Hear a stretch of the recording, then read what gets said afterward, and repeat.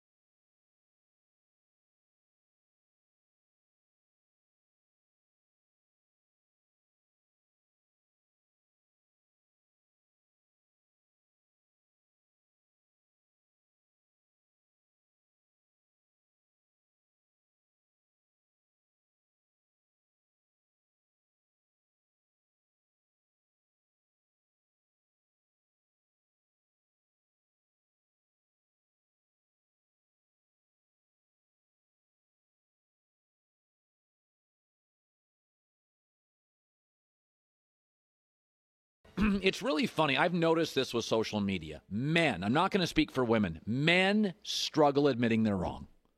You can see it on Twitter. It's okay. I'm wrong every day. I do a segment on Monday. It's my highest rated segment. Colin right, Colin wrong. I've talked to other talk show hosts, and they're like, I don't want to give football picks. And I'm like, why? I'm wrong. So, you think anybody has ever picked every football game right? Stop being afraid to be wrong. Own it. The problem is when you're wrong and you're stubborn, like just admit, I whiffed. I picked stocked, whiffed. Move off it. Okay? So Mel Kiper comes out yesterday and says something that's obvious, which is if Washington can pick Tua at number 2, of course you take him. He's better than Dwayne Haskins. Nobody has any question about that. And you know what? Mel Kiper's right. Tua is better at Dwayne Haskins at everything except size. He's more accurate. He's more mature. He's got more college productivity. He's got more starts. I think he's a better leader, and I think he's more mobile. I don't think Haskins is mobile at all. I think the minute Haskins moves his feet, he becomes a below-average thrower. He needs a totally clean, static pocket. Tua can also play with an authoritarian, defensive-minded coach. He had Nick Saban, Ron Rivera at Washington. So he can handle a coach who's got a little military feel to him. Bottom line, authoritarian, my way or the highway. Tua's better. Just admit it. Tua ate up the SEC defenses. Dwayne Haskins ate up the Big Ten defenses. You tell me what's better. Tua's better. Draft him. Well, the medical stuff, it's all cleared. I mean, again, just admit, Ron Rivera, this is easy. You didn't even pick Dwayne. You can just go, wasn't my guy. This is up to Dan Snyder. And you say, Colin, this is dangerous. There is no precedent. No, we had a precedent 1 year ago. Arizona said Josh Rosen. We got a really good guy coming out that we know is better than the guy we have, and the guy we have wasn't great, Josh Rosen. They moved off him. Arizona's today got the right quarterback. You think Dwayne Haskins last year in 7 starts had 7 TDs, 7 picks, and a selfie. That was the biggest headline. Dwayne Haskins misses snap, taking selfie. And I said this last year, I'm hearing a lot of stuff about work ethic is hit and miss and maturity is a concern. That is not a concern with Tua. In his 2 wins last year, he went 2-5. In his 2 wins, Haskins completed 48% of his throws with no touchdowns and a pick. And in his 2 wins, he beat Detroit without Matt Stafford and Carolina without Cam. Folks, we've seen enough. There's a reason when you watch like American Idol, they give you about 30 seconds. I'm not a musical executive. I'm not a music exec. You can watch somebody for 30 seconds and go, they're not great. I'm not even somebody that knows music. They're not great. We've seen 7 starts. Josh Allen, Dwayne Haskins. That's not going to change a franchise. Well, Colin, you're not giving him any chance. Kyler Murray, first start in the NFL. First start, plays Detroit, Matt Stafford, 4th quarter. Kyler Murray, 4th quarter and overtime, 20 of 29, 285 yards, and 117 passer rating. I said the next week, wow, how long did it take to see Patrick Mahomes? You saw him in week 17 of year one. You're like, hoo-wee. You saw Lamar Jackson for a couple snaps. Andrew Luck goes 11-5 first year. I've said this before. Sometimes it is hard to differentiate very good from great or good from very good. I get that, right? But you can spot bad. You can spot average really, really quick. You can do it as a judge on a music show. I've been to 30 magic shows in my life. I love magic shows. I take my son. In my life, I used to live in Vegas. I've been to 30. I've been to 6 great ones. By the second trick, you can tell if it's schlocky or it's brilliant. I mean, it didn't take long to watch a movie, to read a script in Hollywood and go, it stinks. It's great. Dwayne Haskins and Tua, it's not close. Listen, just admit it. Arizona was like, you know what? Josh Rosen's fine, but he's not going to change our franchise. Dwayne Haskins is not going to change the future of Washington, but Tua could. Guys struggle admitting, yeah, missed on that one. Why? Warren Buffett misses on stocks. Weathermen miss on the weather. Al Roker misses on the weather. It happens. It's okay. Be big enough to acknowledge it. And Ron Rivera didn't even draft him. So it's the easiest way to admit a mistake. It was somebody else's. It's up to Dan Snyder. Can the owner admit, yeah, we took a shot. Didn't work. Let me shift to this. Peter King comes on the show regularly. Peter King now is saying, well, I'll let Peter say it in regards to Tom Brady and his free agency. Here's Peter King. It's funny. I just had breakfast this morning with quite a big influencer in the NFL, and I said, what's your gut feeling about Brady? He goes, oh, he's definitely going back to New England. And this guy knows a few things. Has Bill Belichick had his summit meeting with Tom Brady? I don't know. Not that I know of, but who knows? Maybe he has. I'd be surprised if that decision has been made, but that's the only thing I can say. It would surprise me. In today's edition of Who Do You Believe with Tom Brady, I'm with Peter King. A, it's hard to walk away from the best coach in football. B, all the other options have issues. And C, Tom Brady got his TB12 protein powder into the Whole Foods in the New England region, and I don't think he wants to implode that. That's my ABCs of Tom Brady. He's staying. 75% he's staying. All the other places have an issue. Tennessee, do you know who the offensive coordinator is, Tom? He's young. He's had 1 year. He could be good. You really don't know. Indianapolis, you think New England's weapons are average? New England's got better running backs, in my opinion, than Indianapolis. They're losing their best tight end, Eric Ebron, and T.Y. Hilton is old and getting hurt. In Los Angeles, do you know the coach is good? Do you know who the coordinator is? I mean, offensive line's not good. In Las Vegas, bad defense. You're going to have to be in shootouts and play Mahomes twice a year. And in Dallas, there's a lot of stuff I like, but the expectations are big, and your offensive coordinator is Kellen Moore. They all have issues. Certainty plus success is really hard to walk away from. It just is. If you're winning somewhere and you've got certainty in life, do you know why Wall Street is tanking over the last 3 days? It's not earnings. It's not earnings. It's tanking because of the unknown. What do they always say? What moves stocks up and down? Greed and the unknown. We don't know what the coronavirus, how long it lasts, how serious it is. And the stock market's plunging. It's not plunging because of earnings. It's plunging because of fear. Certainty is powerful. Certainty is comfortable. The older you get, studies show this, the older you get as a voter, you tend to vote for things that will maintain the status quo. Rich guy, how can I keep my 401k nice and tidy? We vote as we get older. When we're younger, it's different. We don't have kids. We don't have a family. We don't have a huge career. I want the new guy. The Bernie's very attractive. Not as attractive to older people who have net worth. Tom's older, got net worth. Comfort and certainty is really what older people like, even older athletes. You can kick the tires, by the way. I saw a story this morning. His representatives have talked to the Colts and talked to the Chargers. You can kick the tires on stuff, But I'm with Peter King and Peter King's source, Thomas Stan. All right, coming up, you don't see this very often in the NBA. One star calls out another star. They could be two of the top 4 or 5 players in the NBA. James Harden calls out Giannis. Why and what to make of it? That's coming up. The Duggar, Doug Gottlieb, this hour as well. Be sure to catch live editions of The Herd weekdays at noon Eastern, 9 a.m. Pacific on Fox Sports Radio, FS1, and the iHeartRadio app. Great to have you in. Untucked shirts made specifically to be worn untucked. Promo code HERD, 20% off, 80 retail locations as well. You don't see this friendly fire very much in the NBA. The NBA, Jalen Rose once told me, we don't want to get into fights. That face is our moneymaker. We don't wear helmets and hats. Why would I want to punch another guy? I don't want him punching me. That's why NBA guys get angry and then they don't want to fight.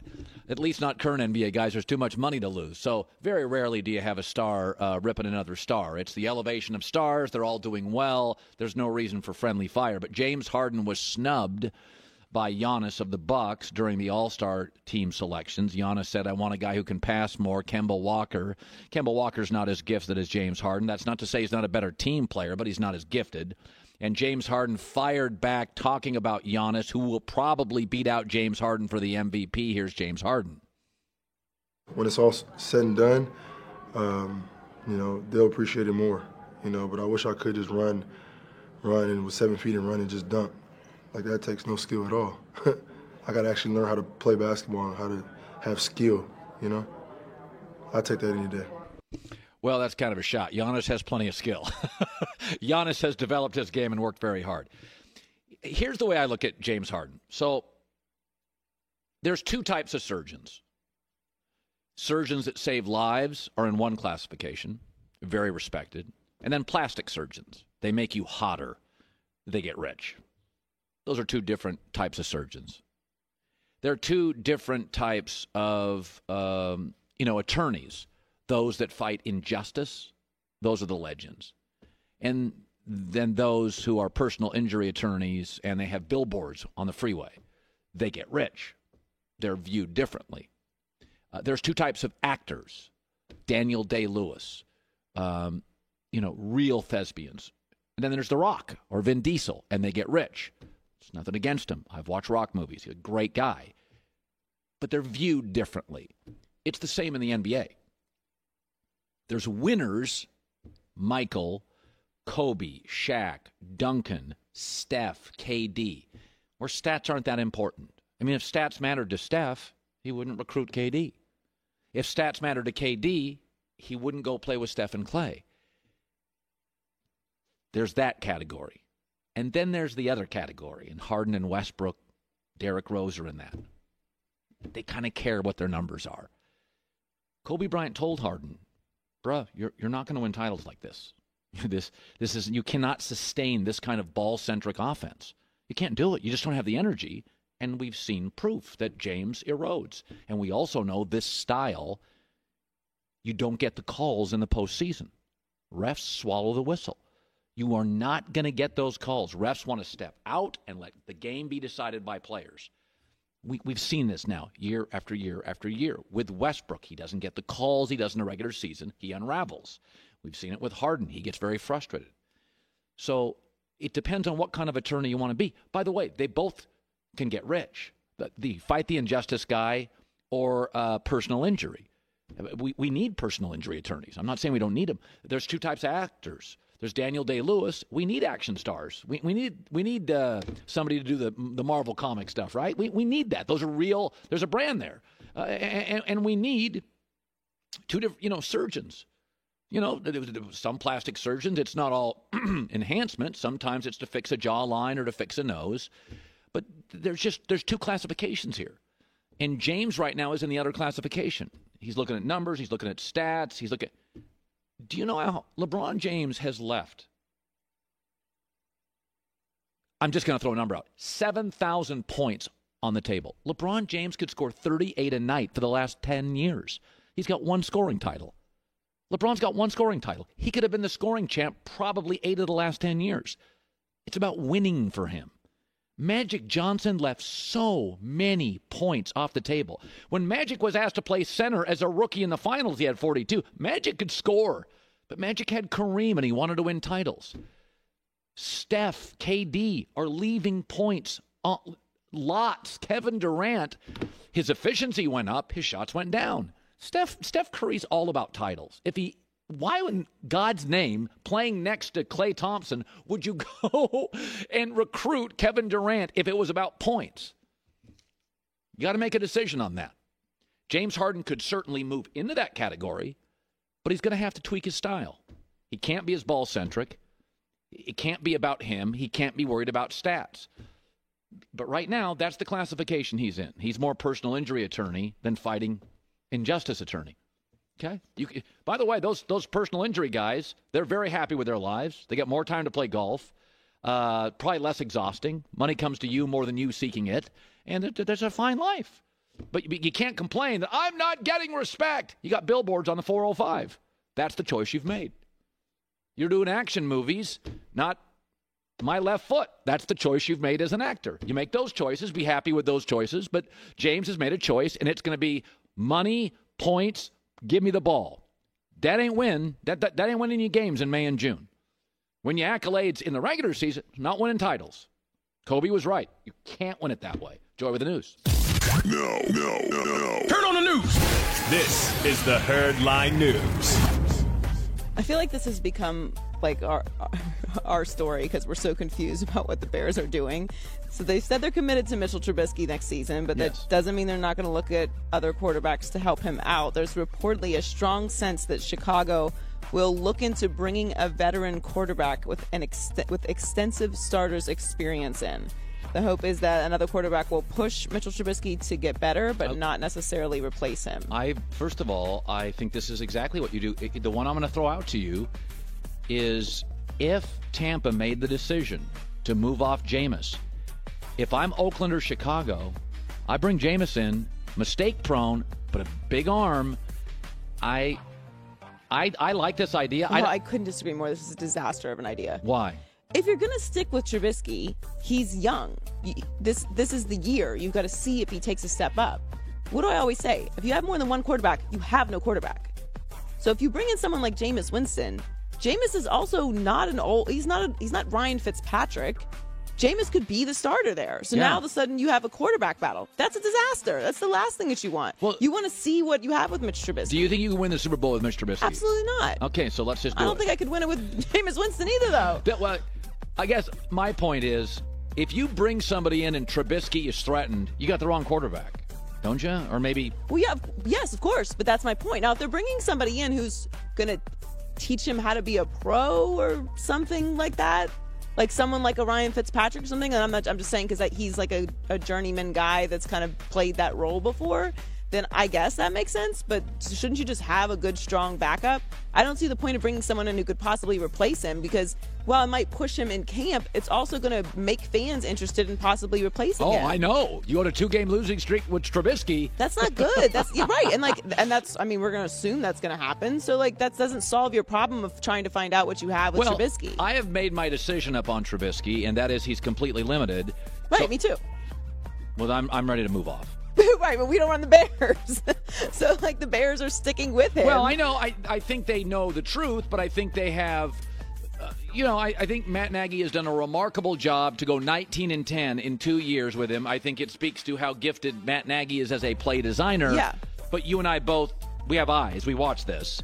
This is not good enough in a conference with Aaron Rodgers, Russell Wilson, Jimmy Garoppolo. This is not Carson Wentz. It's not good enough. We all know that, right? Yeah, I agree. I just they don't Bear seem to think that. Bear fans get very, very angry when I suggest there's a really low ceiling with Trubisky. They get really angry. Maybe they're watching different games. Well, you know why? Because they've won enough. They're 19-10. So they look at me and go, well, we're winning 2 games for every one. And well, I mean, if you're interested in winning enough, then perfect. Are you interested in winning enough? It's not about winning. If it's winning, Alex Smith is still in Kansas City. I'm not into winning. That's what I'm saying. If you're just interested in winning enough, then you're cool. If you're interested in winning championships, you want a good job or a great job? I want to have a great job. I also would like a great job, but some people are comfortable with good jobs.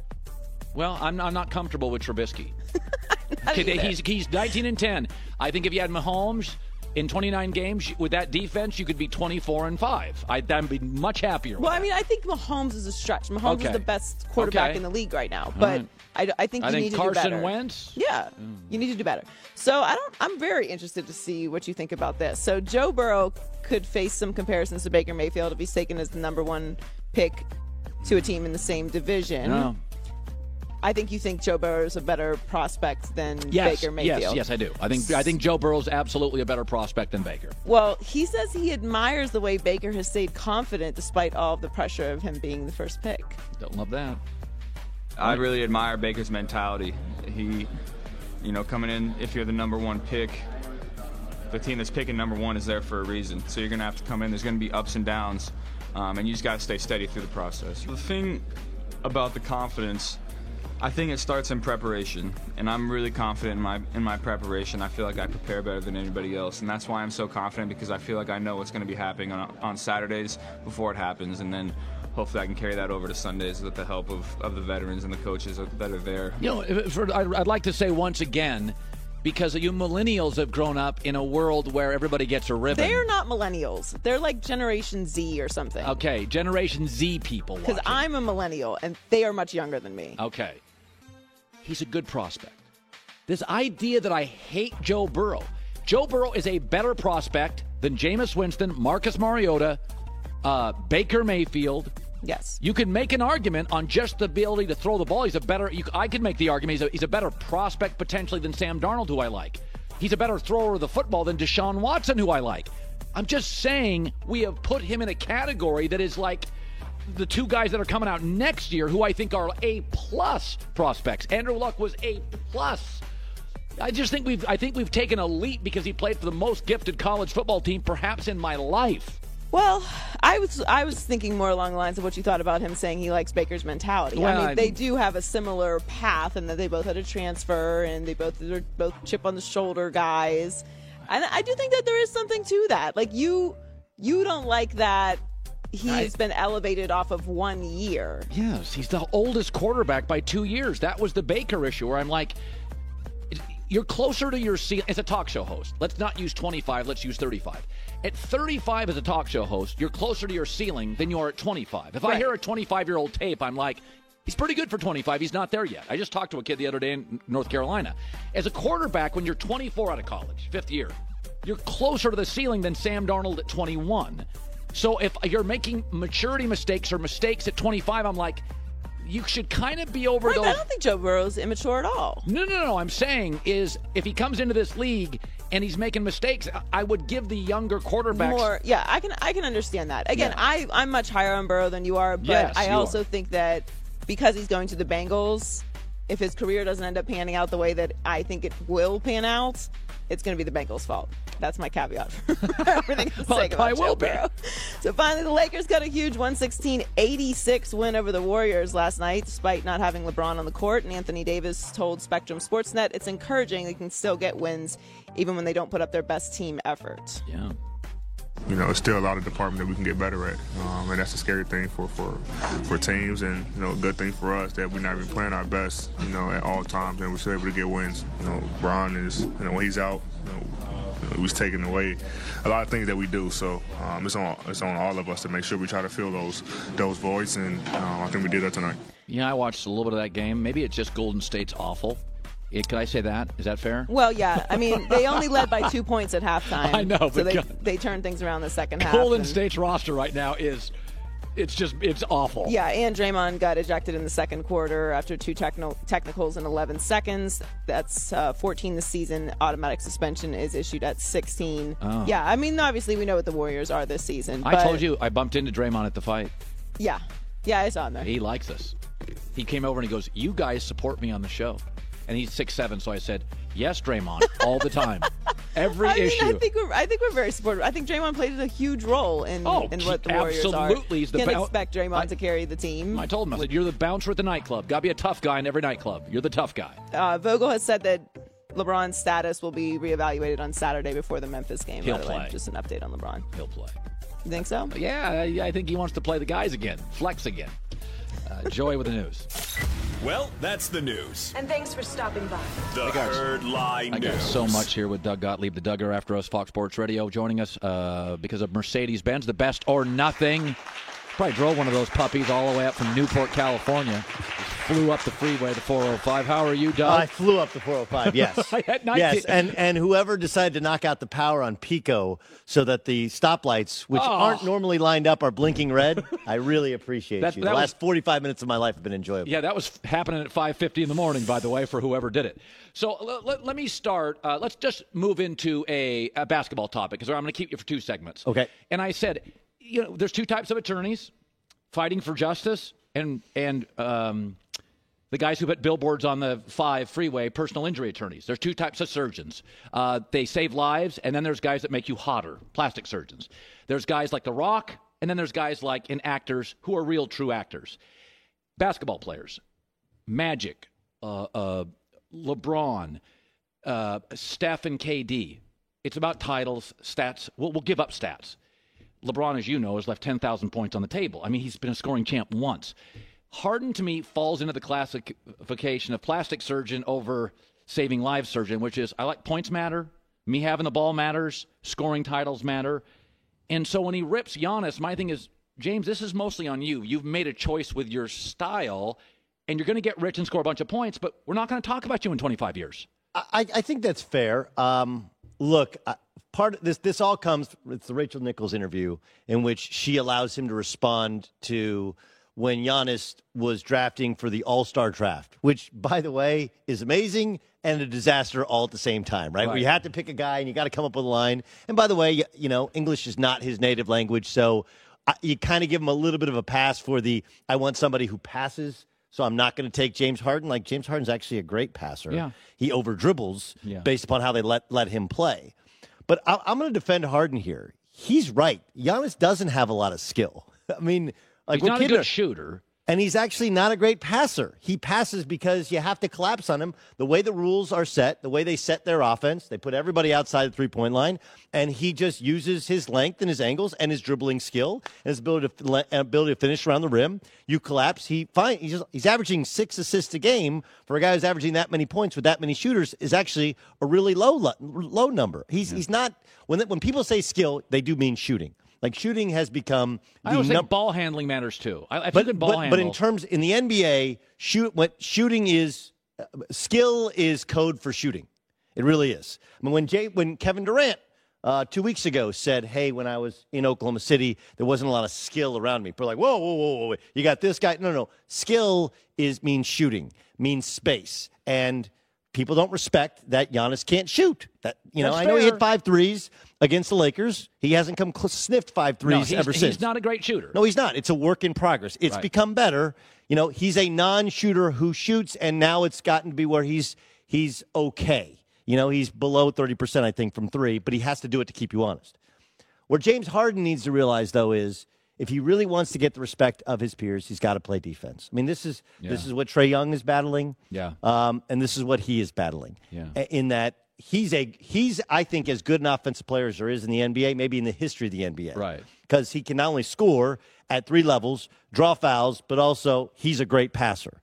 But if you're not willing to put in the effort defensively, you're never going to get the respect of your peers. Dwayne Wade's a great example. As you know, Dwayne always looked like to me he was a really talented slot receiver that was playing basketball. He was not a gifted shooter, grinder, score at the rim, hit the deck.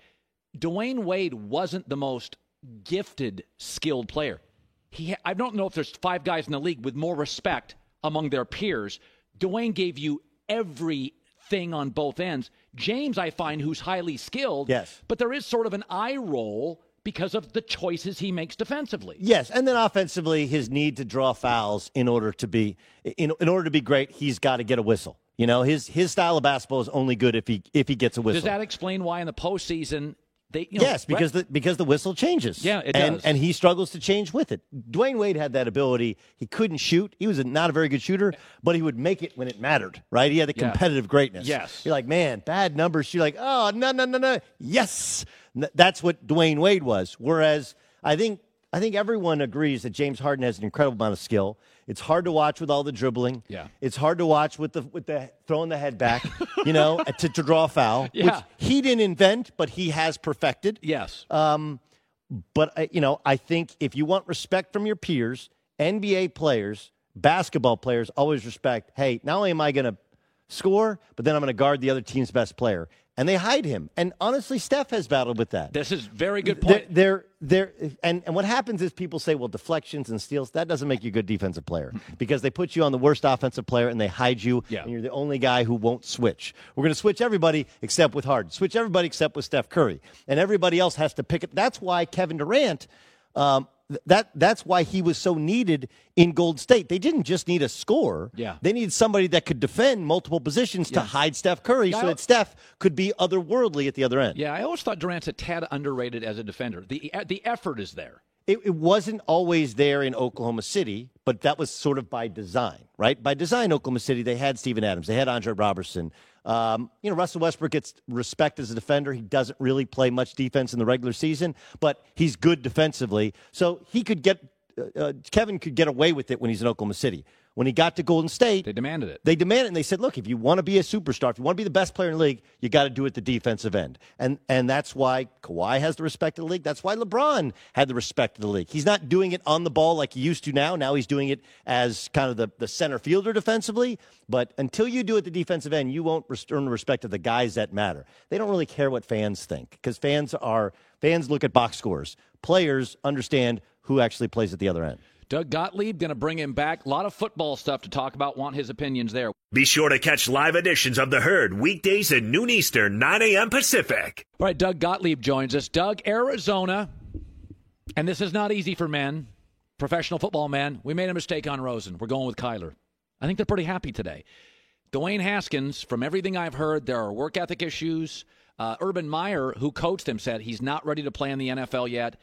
Tua is a significantly better prospect if medically cleared.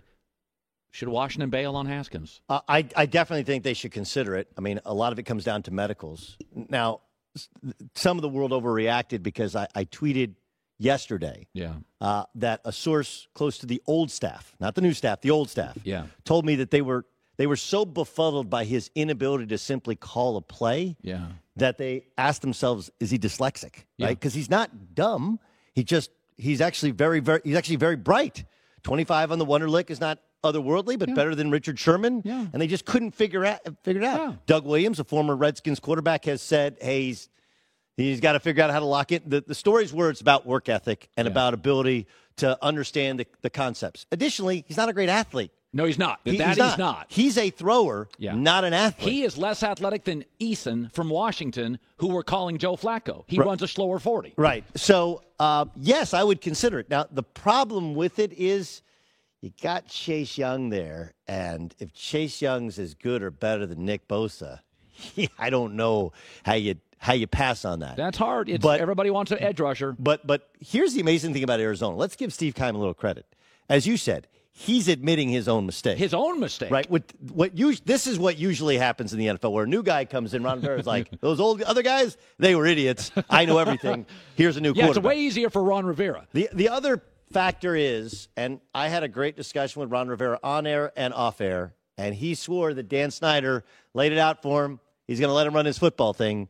But remember, this was a Dan Snyder draft pick. Dan Snyder's kid went to high school with Dwayne Haskins, and owners own. And if push comes to shove, and Dwayne Haskins did improve as the year went on, playing for Callahan at the end of the year, at the end of the day, does the owner come in and go like, hey, look, I know you like this Tua kid, but let's give Haskins another run. We can run it back with him. Let's draft Chase Young, the best prospect in the draft. If it was me, if Tua's healthy, I don't understand why you wouldn't draft Tua Tagovailoa, right? He's accurate. He's athletic enough, although maybe that's why he's gotten hurt, because he's gotten chased down. And he's an incredible leader of men and seemed to have a high football IQ. I don't know why you wouldn't do that if you don't think that you have a good enough quarterback. Okay, Joe Burrow is not going to say, talk to the hand of the Bengals. They draft him, he's going. But, and I think Tua is better than Burrow as a prospect. I'm in the minority. I don't even know if any of these guys are great prospects, although I do think Tua could be if it just works in Miami. That's where he'll land. But What is your thing on what if Burrow did say to Cincinnati, "I'm not coming"?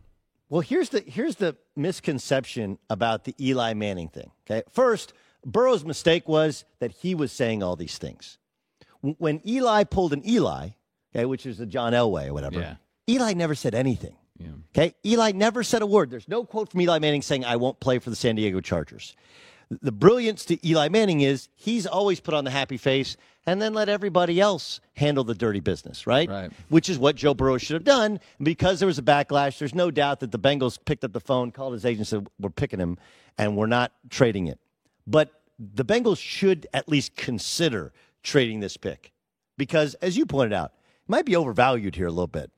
Not the biggest hands in the world, not the greatest arm in the world, is older than other prospects, and was surrounded by a crazy amount of talent in a pro-style offense in the SEC, which just figured out what the forward pass is, right? Right. So all of those things worked in his favor. And he was great. And he was great when it mattered most. Yeah, he's a very good prospect. No question. Okay? But the misconception is that the Chargers lost the Eli Manning trade. They didn't. If you want to say that Eli Manning's a better quarterback all time than Phillip Rivers, you can win that argument. Like, he did win 2 Super Bowls. Phillip Rivers, as bad as the Chargers have been, has a far better career record overall than Eli Manning. I think they've been in the playoffs the exact same number of years. Yeah. Okay. Neither missed a game. Neither got hurt, even though Phillip Rivers played in the AFC Championship game with a torn ACL. But Phillip's got better record, better numbers. Better. But if you want to say that Eli's better, okay.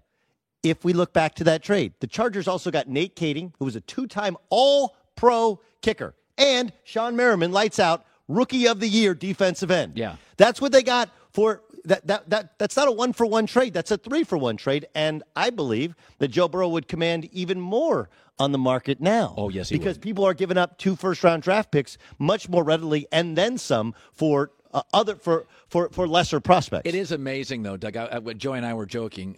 I said it's a millennial thing, and she said, no, it's a group younger than millennial. Saying he's a good prospect is now seen as a criticism. 99% of first-round quarterbacks, 99% are good prospects. Elway was great. Trevor Lawrence will be great. Andrew Luck was great. I thought Carson, I don't even know if Patrick Mahomes was great to more than like 6 teams. I thought Carson Wentz, you looked at him and you were like, really quickly, you're like, that could be great. But saying you're a good prospect is what almost the league is. Yeah, I understand. But you do that with and Nick Wright does it with LeBron, right? If I say LeBron great prospect. No, but if I say he's not the best player in the league, you're like, what? No, well, there's 450 NBA players on earth. He's been the best player for several of the last 17 years. Right. If he's not quite as good as Giannis or Harden or Kawhi Leonard right now, right? It's not a criticism. It's saying he's a little bit older. He can't bring it every night. That's why he scores 40 and he has to take a night off against Golden State. That's right. He's earned that right, but it's a reasonable take. Right. He can no longer guard the best players in the league. So you believe with me that Burrow's a good prospect? I think he's an outstanding prospect. I think he might be a great prospect. I also think that you have to take context that matters. It's in Cincinnati. They're not surrounded by great talent, unlike when he played at LSU. He's playing outdoors. That's when arm strength and hand size do, in fact, matter. Thank you. And he's playing against some, That division, Doug, defensively, that division is as second only to the NFC West. Correct. I mean, Correct. in terms of talent, up front. Well, not just in terms of talent, but historically, right? Like, the Ravens have been awesome historically. The Steelers have been awesome historically, right? And we all know that the Browns have talent. It's whether or not they can figure it out. So this is not going into one of the lesser divisions. I think it's going to be a challenge for him. It's interesting you bring up the Mahomes thing because guys do talk themselves out. Like the Bears talked themselves out of Mahomes. Everyone knew Mahomes had had most game of anybody maybe they had ever seen. Right? He was an athlete. He had a great arm. But the Bears, to this day, will still say, yeah, we passed on him, but we had a good reason, right? He missed meetings sometimes in college. He did. He was a little loose. He was a little loose. Personally and a player. Correct. And again, the context does matter. Had he not gone to Kansas City and sat behind Alex Smith and learned what it's like to be a pro and played not just for Andy Reid, but with all that surrounding town, I don't know if he would be Pat Mahomes today. Right. But forever, he's the one that got away. They traded up and took Mitch Trubisky. And Pat Mahomes has already won an MVP in a Super Bowl. I only got 40 seconds. Yes. Jordan Love drops to the Colts. In 5 years, is Jordan Love winning the most games? Possibly. And, they put Phillip Rivers. My question with the Colts is, I love Phillip Rivers. He's a Hall of Fame quarterback. He was not good last year. No. And I don't know if a dome and a good offensive line fixed that. That's fair. You know, and I know he knows Frank Reich, and that all makes sense. No. I just he had dudes all over, everywhere, and he can't move at all. All right, Doug Gottlieb, great stuff. The Duggar, Fox Sports Radio after our show. My buddy, Sierra Canyon Modern Day. You're not coming tonight? Very busy. I'm going out with my wife and friends. Friday night's the night I don't do sports. I can't. I got to do stuff. I don't have friends. It's the Herd. Want more Herd? The Herd streams 24 hours a day, 7 days a week within the iHeartRadio app. Search Herd to listen live or on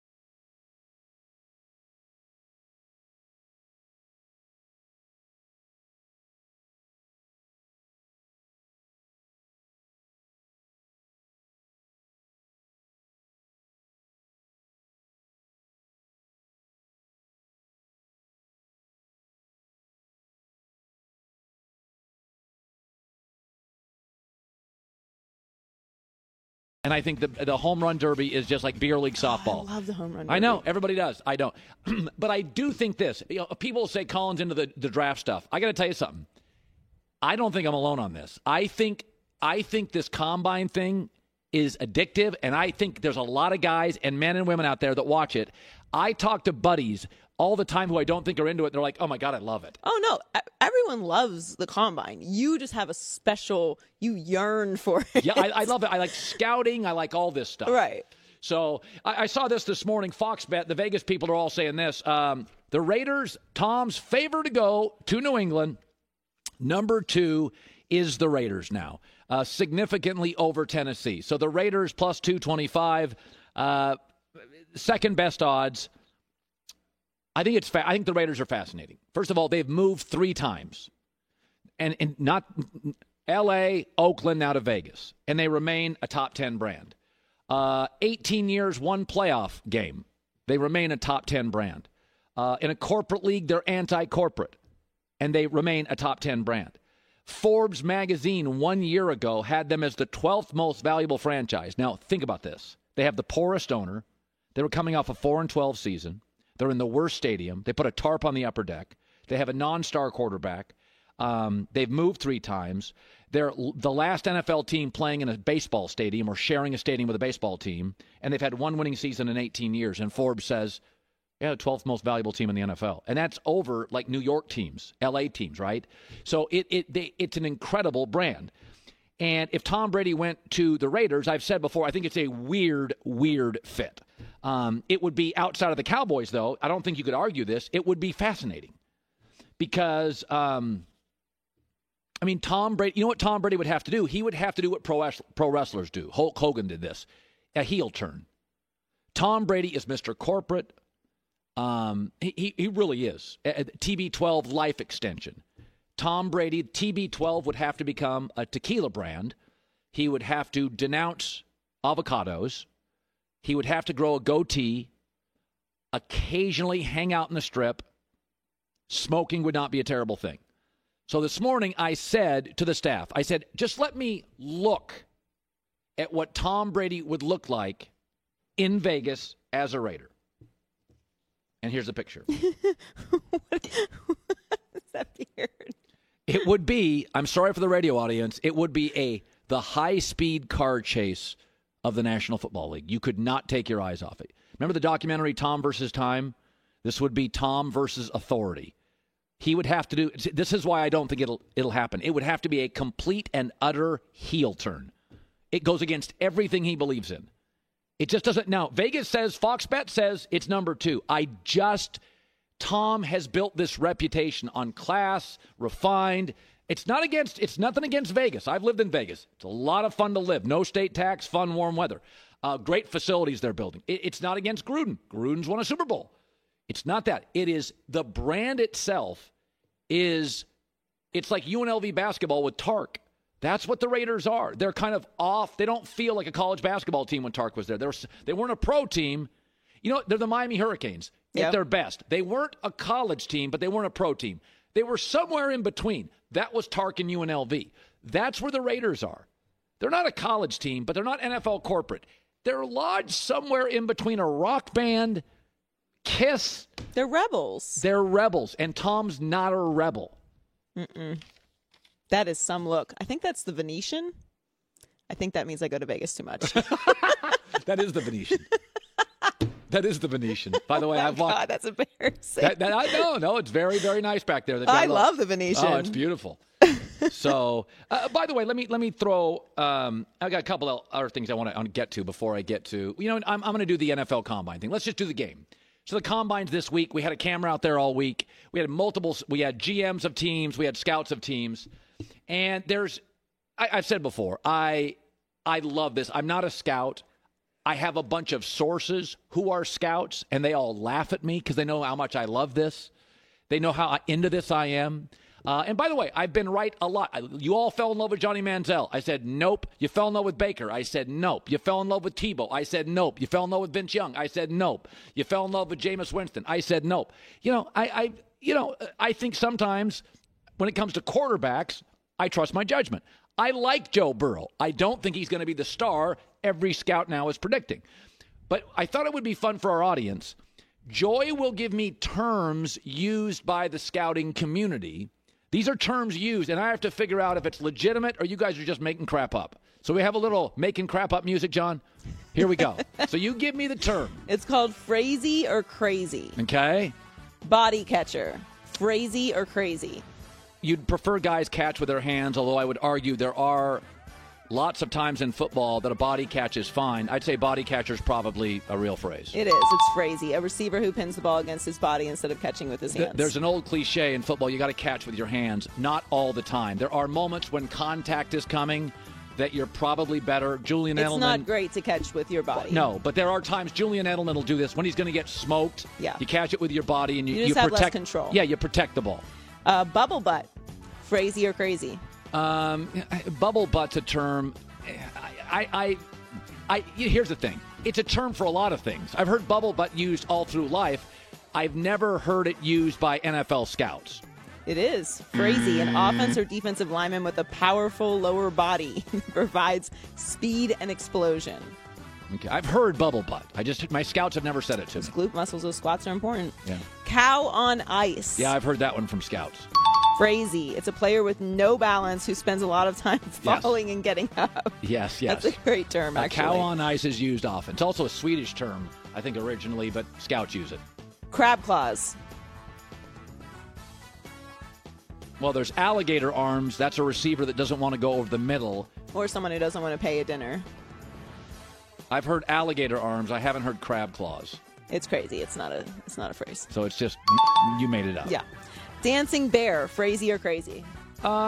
Dancing bear would, yes, I think that's a phrase. It is. A huge defensive lineman with the agility of a ballerina. Yeah, that when Sam Darnold came out, they looked at his feet. You know how you do the little shuttle drills? And they were like, that was the term you used. He literally, for this 319 pounds and his strength, Aaron Donald's feet are crazy. He's a dancing bear. It's crazy. Glass eater, phrasy or crazy? I think that's an NBA. That's more of an NBA term, glass eater. I'm going to say that. I haven't heard my guys use that. Phrasy, an offensive lineman who plays with unrelenting mentality. So like eating glass, like. Okay. Well, I don't talk about offensive linemen with my scouts, so maybe that's it. Hollow leg. I've heard that. Phrasy or crazy? My mom used to say, I have a hollow leg. She'd say, you had 6 turkey sandwiches today. You have a hollow leg. Oh. So that's a term. Is it a football term? No, it's not. I have actually heard that before. I've heard, not hollow leg, I've heard you have a hole in your leg. All right. Yeah. Panini feet. Phrasy or crazy? Okay. That's phrasy. No, it's crazy. Because I've never heard it, but it sounds so stupid. I didn't think anybody could make it up. What is panini feet? Where did our guys get that? I made it up. Goulet made it up. So you've never heard that? You just made it up? Made it up. Panini feet. I got you with it, didn't I? I mean, it sounded ridiculous, so I figured you guys just... Paninis are delicious. A soloist who can't sing. I've heard that before. Frazee, a star and a leader in his mind only. Yeah. I've heard that before. That's a phrase I've heard Can before. you sing? Sing? Oh, Yeah. God, no. No, me either. I do a little Bryan Adams. I used to sing when I was little in church, and then I grew up and hit puberty, and it was a rap. What, Goulet, what's so funny about that? Of all things, you can sing Bryan Adams. Yeah. That's your I go-to? sound a little like Bryan Adams. Do a little Summer of '69 for us. I don't have to. I not practiced, but I sound a little like. Yeah, I think the only thing I can probably sing is gospel. And Okay, that's just 'cause, find you some know, Bryan Adams backup music, and I'll do one verse. Do it. Cuts like a knife. I'm gonna go through this last one really slowly so you can find it. Trash can full of dirt. I've heard Frazee that. or crazy? I've heard that phrase. Yeah, trash can full of dirt. Defensive linemen who are hard to move out of the way. Yeah, heard that one. So I really whiffed on panini feet Panini and hollow feet, leg hollow leg, and bubble butt. and bubble butt. The rest you were good on. Pretty good. I'm not saying I am Bryan Adams, but I sound eerily.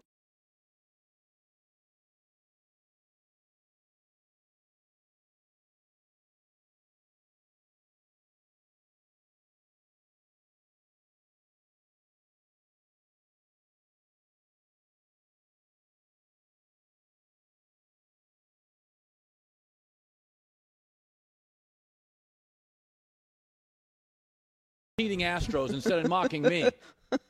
Yeah, everything's hilarious except your city cheats. Coming up next, one of my favorite guys. Plus, okay, this is the last Dak Prescott opinion until Monday. Right. I've got one more thing I want to say on Dak coming up. Be sure to catch live editions of The Herd weekdays at noon Eastern, 9 a.m. Pacific on Fox Sports Radio, FS1, and the iHeartRadio app.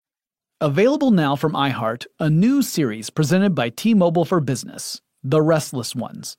Join me, Jonathan Strickland, as I explore the coming technological revolution and the business leaders who stand right on the cutting edge. There are certain decision makers that are restless. They know there is a better way to get things done, and they are ready, curious, excited for the next technological innovation to unlock their vision of the future.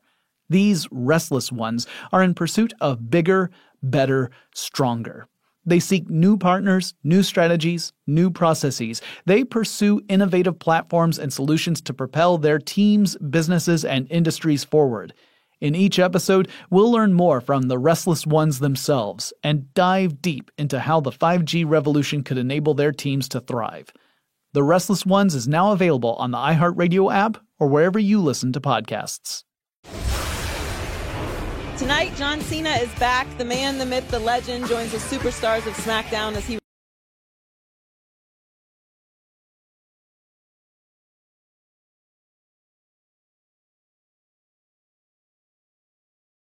Tell you what, I had a guy come up to me yesterday. He said, I turn your show on every day. And I said, oh, that's nice of you. He goes, just to see Joy. And I punched him right in the forehead. He did. He was just like, every day, I just Joy, so captivating, so nice. Well, so, thank you. Yeah, that's whatever. I'm not jealous or anything. It's just be nice if I got some love once in a while. Yeah, it's called The Herd. Well, whatever, I guess. I guess it's not that big of a deal. All right, so the whole Dak thing. I saw a story this morning. Jerry Jones refers to Dak Prescott as a family member. All right. Okay. This is what's holding Dallas back. And Jason Garrett was a family member. Stop it. Other than the Walmart family, the Walton family, that family thing generally can be problematic, right? You're more loyal to family. Okay, let's just do this. Let's just go to numbers. I'm not even going to be emotional. Last 2 years against playoff teams, Dak is 5-10, 22 touchdowns, 20 turnovers. That's Jason Garrett. Maybe it is. Last 8 games against playoff teams, he's 1-7, 8 TDs, 9 picks, passer rating of 82. That's Jason Garrett. Are you sure? That's with the best offensive line, the best running back, a top 12 wide receiver. All right, maybe it's Jason Garrett. But I'll take your word for it. It's Jason Garrett. So Mike McCarthy is different. Shouldn't I, if I'm the Dallas Cowboys, at least to be able to say, can I hedge my bet a little? A little. Can I give you a franchise tag for a year? Because he's worked with Rodgers and Favre and won a Super Bowl with both. So at least if he can work with you for a year with that O-line and that running back and Amari Cooper, and he sees a ceiling because he doesn't know you yet. You guys haven't even, I don't think you've even had down and had a discussion yet. You barely talk outside of the phone. Isn't this why the franchise tag was created? So Dak against good teams last 2 years is bad. That's with a great O-line. That's with a running back. That's with Amari Cooper. And you're telling me it's Jason Garrett. I don't think that's totally true, but I'll give that to you. As long as we're talking about negotiations this week in the NFL, if you give me something, McCarthy knows talent and can elevate it, give me 1 year McCarthy and Dak before I have to commit to 4 to 5 years. Isn't that fair? We talk about negotiations. Franchise tag him. Give him $29 million. That is a lot of money for a 4th-round pick. That's a lot of money. And I'll make you a promise. The franchise, 1 year. That's all I need. In fact, Dak, to be honest with you, we'll probably know after about week 10. But when you're 1-7, 82 passer rating, 8 TDs, 9 picks, the last 8 times you've played playoff teams, we're the Dallas Cowboys. It ain't about September. It's about winning games in November and December and January against playoff teams. And you're bad with a great line, with a great running back, with a great receiver. Can't we at least have 1 year to see if this new Super Bowl winning coach who's done it with 2 different quarterbacks can at least then tell us he's not the guy or he is the guy? That's all I'm asking. I'll give you that is all Jason Garrett. All right, you can have that one. I don't totally believe it, but there's some validity to it. That's all. That's my negotiation Dak talk. Joy with the news. No. Turn on the news. This is the Herd Line News. Sponsored by Liberty Mutual Insurance. Only pay for what you need. Well, sticking with Jerry and the Cowboys, Des Bryant has made it clear he wants another shot in the NFL, especially with the Cowboys. And Jerry Jones acknowledges that he is considering bringing Des back. I have not talked to Des directly. I've been thinking about it a lot in the shower. Yeah. I have been. I'm not dismissing it. I mean, I don't want to sound like it should be dismissed by saying that. Right. I'm thinking about it. That's the strangest quote of the year by an owner. I love Jerry Jones. He's always good for a really interesting analogy. Oh, didn't he give us an earthworm snake one last year in tequila? Yeah, and there was one about like the hand and driving with your hand cut off or something. Yeah, that was a good one.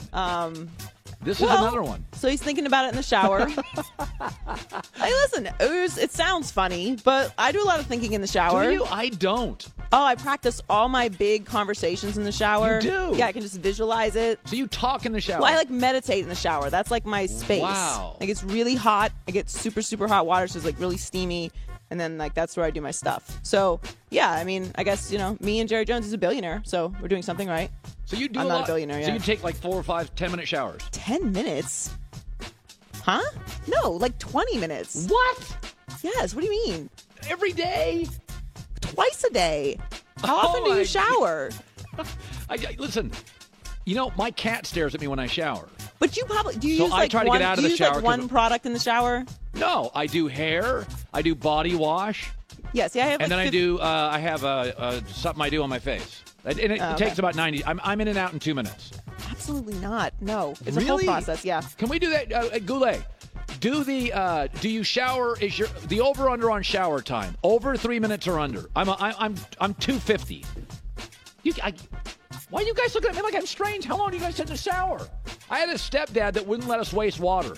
So I have so many products in the shower that literally my shower rack attacked me this morning. It slid down off of my Joy, 2 20-minute shower head showers? and hit me in the back. Yeah, a day, yes. Yeah, California's got a drought. It's because of Joy Taylor. Listen, you're single-handedly. This is a process, okay? And none of it's wasted. Anyway, so Raiders GM Mike Mayock didn't dispel any Derek Carr trade rumors when he said this week the team would get better at the quarterback position if they could. And Coach John Gruden agrees that there needs to be improvement, but he also has faith in his current starter. Yeah. I really think Derek's a heck of a player, and I got a lot of respect for what he has done with some tough circumstances. So I'm not going to answer every media rumor out there. Just can't do it. I'm just going to listen to my serious rock and roll classic vinyl and keep working. But I love what Derek Carr did. I love what he brings to our team, and anxious to continue to build around him. God, he's got the best voice in the history of the league. Gruden looks so worn out with just having to talk about this. I mean, he really just said it. Like, I'm not going to answer every question. I'm just going to listen to my rock and roll and classic vinyl. I think he's very close to replacing Mike Tomlin as the NFL's best quote. He's very close. He's very They good. are both going to be, one has been great on TV. Tomlin will be great on TV. I just think Gruden is handling this the right way, because if you don't end up moving off of Derek Carr, if you're constantly talking about reevaluating the position or possibly trading him, you're devaluing him not only with other teams if you do want to trade him, because it doesn't seem like you want to hang on to him, but you're also putting him in a strange position in the locker room and with fans. It's going to seem like a disappointment if you end up keeping him as your starter and you're moving to Las Vegas. I just think you should build him up, even if you don't like him, even if you are going to move up, build his value up, and then if you make a change, then you can do that. But that you have the power to make that decision as Gruden and Mayock. If you're constantly like, we don't know. It's funny. It's funny who we support and don't support. In Chicago, they are all behind Trubisky, and I don't see it. Everybody wants to move Derek Carr out, and I'm like, there's a lot of Tony Romo there. There's a lot of Tony Romo with Derek Carr. He's accurate. He slings it. He can move around. His problem is he has not been good in the biggest games against the best teams. It's a Kirk Cousins thing, and it's totally fair because I think they both have lower ceilings than Gruden would want. Right, and I agree with that. And I'm cool with Chicago, even though I don't agree with it. I'm cool with Chicago sticking with Trubisky if they stick with him. This new report that they're possibly going to bring someone else in and do a quarterback challenge thing, that makes no sense to me. Make a decision and stick with it. Finally, Bruce Arians and the Bucs have not said if they are bringing Jameis Winston back next season, and he continued to be non-committal when discussing Jameis's league-leading 30 interceptions last year. He said, I think there are about 10 that weren't his fault, but Jameis made some mistakes in December that I didn't like. I loved him, and I hated him. More love. You throw for 30-something touchdowns and 5,100 yards. There's a lot to love. The mistakes, sometimes you scratch your head. He's one of those guys that wants to go out and win the game by himself sometimes. Let the other guys help you. I thought that was a really interesting end of the quote there, because it kind of sums up what Jameis is. And you see this in games, in high-profile, high-stakes games where guys will get behind and they start making these irrational, out-of-character throws and plays and decisions, and you're like, what are you doing? Because you're trying to score 10 points on one play, 20 points on one play, rather than just sticking to the game plan, moving the ball, and doing what you're supposed to do. Maybe that is how Jameis thinks. Like, they get in bad positions, and that's why he's making these decisions, because he's like, I have to do all this, when in fact, take it step by step, be more measured, and then it'll eliminate some of those mistakes. This is my knock on Sam Darnold and sometimes on Deshaun Watson. Live for another play. Right. That's a real thing in the NFL. I mean, it's one of the things Aaron Rodgers has been good at in his career. Like, Aaron's really good about, I'm sailing it. Just, it's not there. Yeah, I think Aaron Rodgers and Tom Brady are some of the best at it. Yeah, I mean, Sam Darnold, Watson, and Jameis to an exaggerated level. They just don't. It's like almost like they're in high school. You can just get away with just keep extending the play, run in circles. In college, you can occasionally get away with it. In the NFL, you can't. It's a turnover. It's some of what Baker does as well. It's just Baker, sail it out of bounds. Yeah. Joy with the news. Well, that's the news. And thanks for stopping by. The Herd Lie News. Well, he is president and co-owner of the MLS LAFC franchise, which has now become the franchise in the MLS. He is also my buddy, former executive in the NBA, one of the smartest guys I know. Let's bring him on, Tom Penn. Yes. Yeah. Tom Penn, third consecutive year LAFC. We're still doing Saturday, right? Yes. Okay. Yes, we are on. Okay. So third straight year you're sold out. By the way, Nashville introduces a team this year.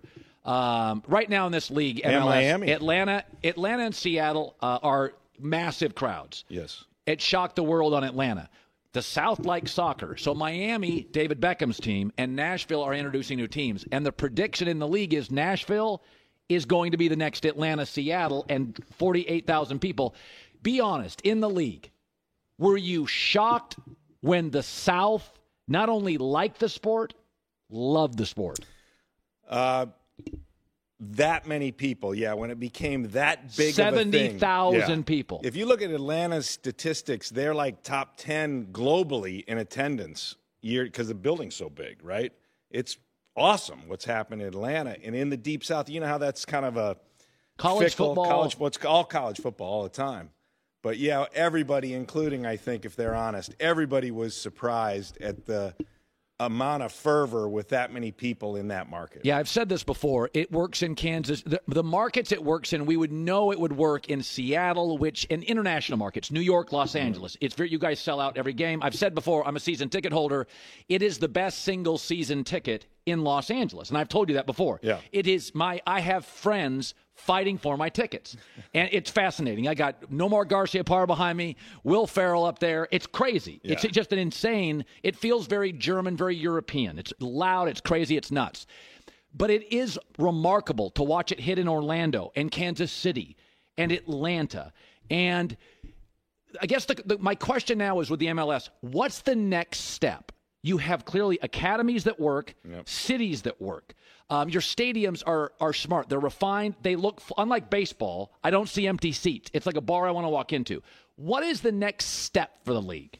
I think it's international success. So we played in the Champions League last night, and we're competing against the best teams from Mexico. Yeah, so the Champions CONCACAF. League, yeah, the CONCACAF. All the North American, Central America, Caribbean, the best teams combined, we all go at it. And your LAFC last night needed to win by 3 goals. Yeah, we had to score 3 at home because we had to open in Lyon, and you see that we ended up scoring 3 in a row. Well, 3 goals through the night, unprecedented, never happened before.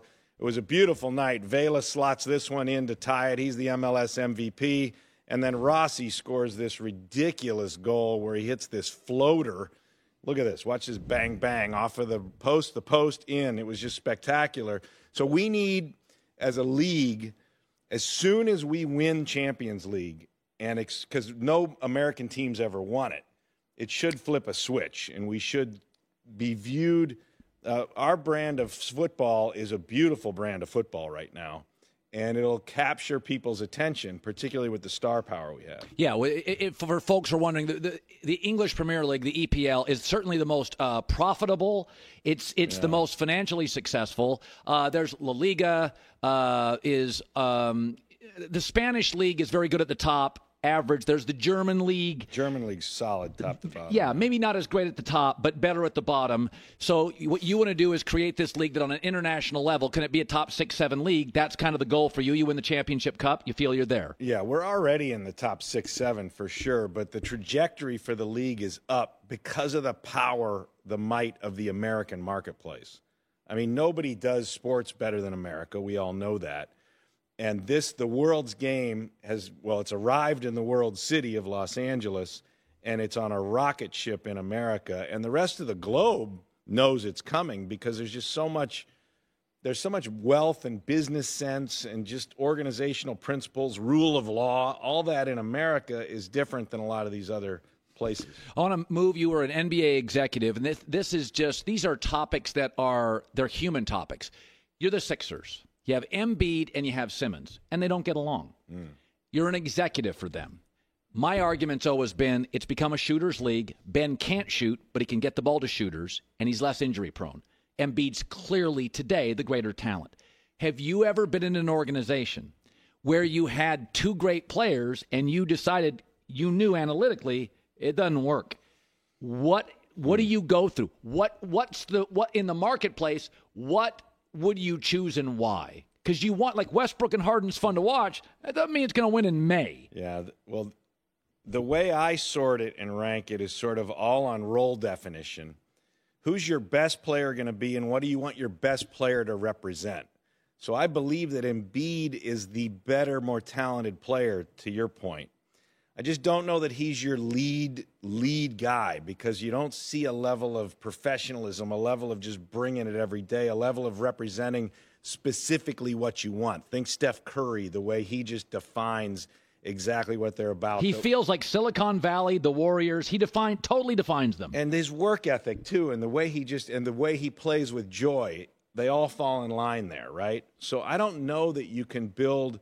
Unless Embiid has a shift in his approach, if he were to shift, he's kind of playful at the wrong times. You know, he's not serious at the wrong times. Stuff like that just resonates versus being in it to win it and driving the rest of the team. So that's what I would look for in the first leader of the team. And in a way, Simmons brings a lot more of that. You just hit on the fact he can't shoot, and he hasn't really been able to develop that. And I think his stroke is solid enough. You just want to see him let it rip a little bit more. LeBron James in his 17th year a couple of nights ago against Zion, he had 17 fast break points. It wasn't the points, it was 17 fast break. It was what the kids call a flex. I want to talk about Zion, though. So it was the rare draft where there were two sort of can't-miss guys. We know Zion's different, and we know Ja Morant's special. Those are the easy ones. When you get to the 9th pick in the NBA draft, then guys in your space argue. It's funny about Zion, though. I'm going to throw something. Everybody keeps telling me, he's got to lose weight. And my takeaway is, why don't you stop him first before you lecture him on dieting? Okay? Before you turn him into Jenny Craig, why don't you stop him? If you had Zion and he's doing what he's doing, points per minute, points per touch leads the NBA. Pretty awesome. Do you scale back on the diet lectures? Maybe this is who he is, Tom. Well, it's more for the longevity of it all. I mean, this is where you're thinking about preserving that body, and you look at the modern-day NBA and the amount of mileage he's about to put on, literal mileage, as he's bolting up and down that court. I think you're going to want him to be leaner and a little thinner, and if he can drop a little bit. And all the great players we see go through cycles. Kobe at times would put on weight and then lose weight. LeBron's again. done this. LeBron has done this recently. So you see them all go through that cycle. Zion's just so darn big, so darn early. I think you'll see him find a way to lean up a little bit more, but he's a kid, you know? It's like talking to any other 18, 19-year-old. You know, it's like I wasn't worried about my weight at that age no matter what. I was invincible. You know? I was once at a Taco Bell drive-thru, and Andre Agassi had just won a tournament. He was in front of me.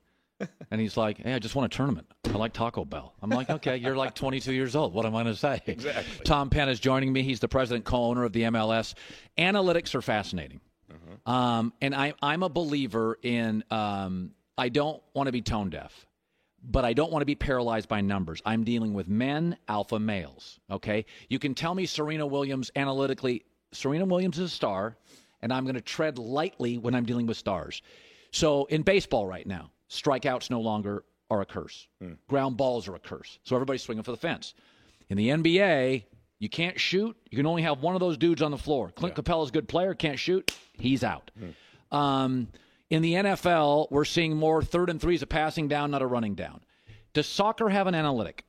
Is there something out there? Is there a fundamental cultural change? Or is it the beautiful game and its simplicity almost punctures analytics? I'm not aware of one that's a corollary to what you were saying there.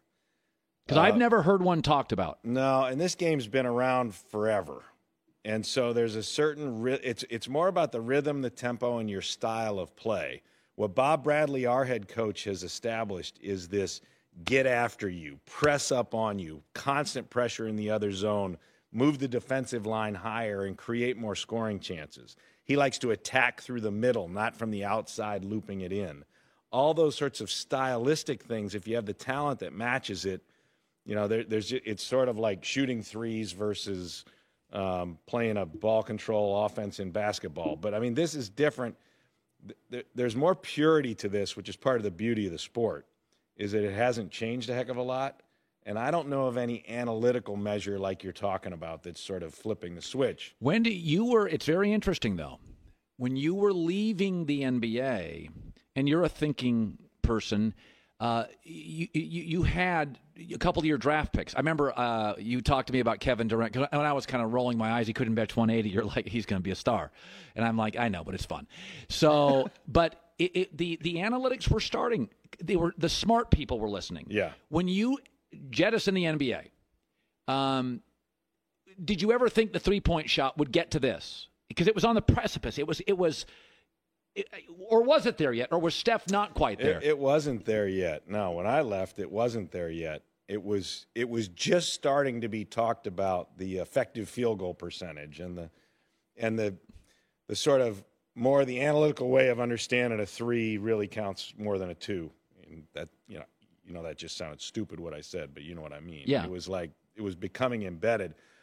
Then what really changed was the rule changes, the inability to hand check, the inability to guard anybody, and then the smart offensive coaches opened up the middle and created this and then everybody started practicing it to the point where it is amazing. This year, I have noticed a handful of three-point shooters, Tom, take a step back. Yeah.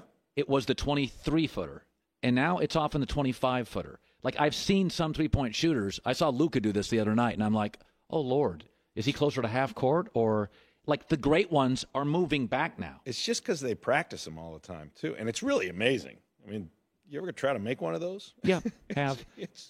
It's amazing what they're able to do, stepping that far back. And, they look like they're going in when those guys line them up. All right, you were the best team in the league last year. Didn't end the way you wanted to. LAFC, third consecutive year, season tickets have sold out. That doesn't mean they don't have tickets, though. It is amazing. I'm a season ticket holder. It's Tom Penn. He's the co-owner and the president of MLS, the Los Angeles Football Club. Beautiful logo, unbelievable stadium, and it's great seeing you. Great to see you. All right, take a break. Back in a second. The Herd. Be sure to catch live editions of The Herd weekdays at noon Eastern, 9 a.m. Pacific. It's great to have you in. The NFL Combine, there's a lot of pushback. I like Tua more than Joe Burrow, but they're both good prospects. I think Justin Herbert's better than all the critics. I think Tua's better than the critics. I think Joe Burrow's good. I don't think he's quite as great as we've elevated him, but he's good. I think Jordan Love could end up basically where he lands, which is like Indianapolis, 12th, 13th pick. I think he could be better than all of them. So much of this week, and I've enjoyed watching it, and I have many friends who are scouts or analysts. It's this guy's better than that guy, this guy's better than that guy. My takeaway on this, and this is what I said with Baker Mayfield, Baker's not great enough to overcome Cleveland. Baker's career, had he gone to the right coach or roster, Baltimore, he'd be a playoff quarterback now. There's no doubt in my mind. So I went back and I asked my staff, we're looking through the wrong end of the telescope on this. We're all caught up on the player. It's all about where they land. And I'll give you an example. So I asked my staff this morning. I said, let's go back to the last 5 or 6 years. We don't want to have like 40 quarterbacks. But I said, let's go back. So we went the last 6 years. And there are 19 quarterbacks that have been taken in the first round. Here's the 7 that have been the most successful. Josh Allen, Lamar Jackson, Patrick Mahomes, Deshaun Watson, Jared Goff, Carson Wentz, and Teddy Bridgewater. They've like gone to a playoff game or had a big pop season. Now, Wentz is big and strong, big arm. Bridgewater's the opposite. Goff isn't very athletic. Lamar Jackson's hyper-athletic. Mahomes has a crazy arm. Deshaun Watson has an okay arm. Bridgewater has a below-average arm. It's not size. It's not girth. It's not athletic ability.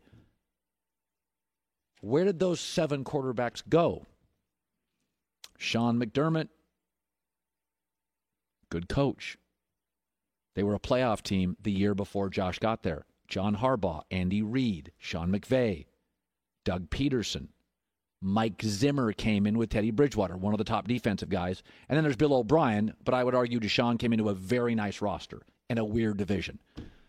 You're all caught up in the quarterback. It's about where they land. 7 of the 19, the 7 most winningest successful, all either got the right roster or the right coach.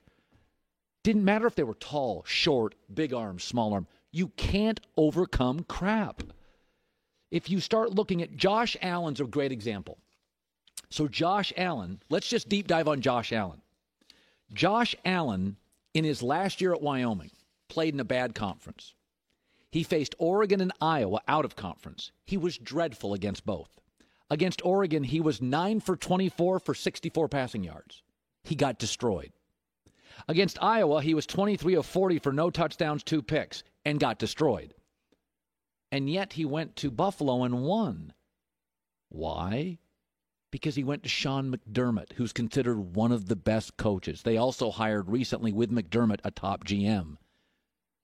You're all caught up on Joe Burrow.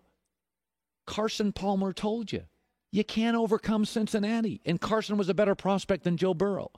You're all caught up on their college stats and how all the scouts are. Where do you go? Last 6 years, the only trait the 7 winningest quarterbacks have, they went to a good coach.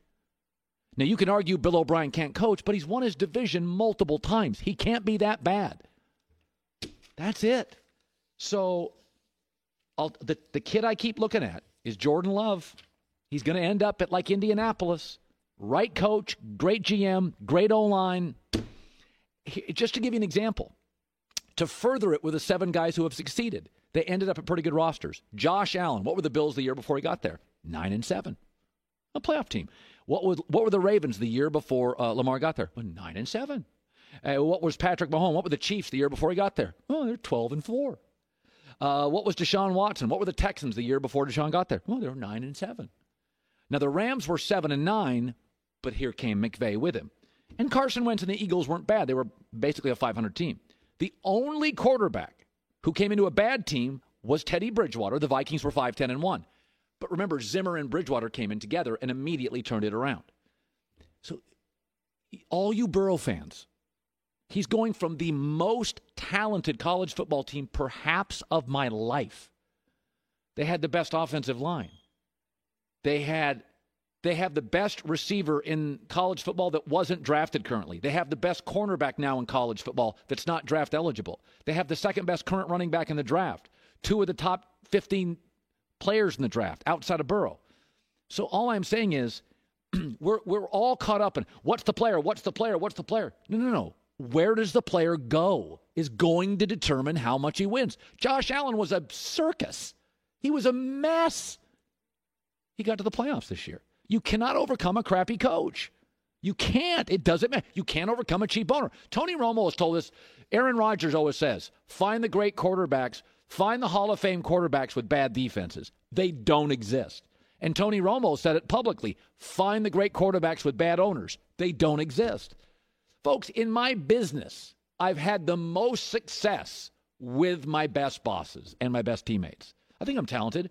I wasn't talented enough to overcome Tampa, which went through a news director, went through a GM, it fired people, we had an affiliate change, talented people, but it was a mess. You can't overcome it.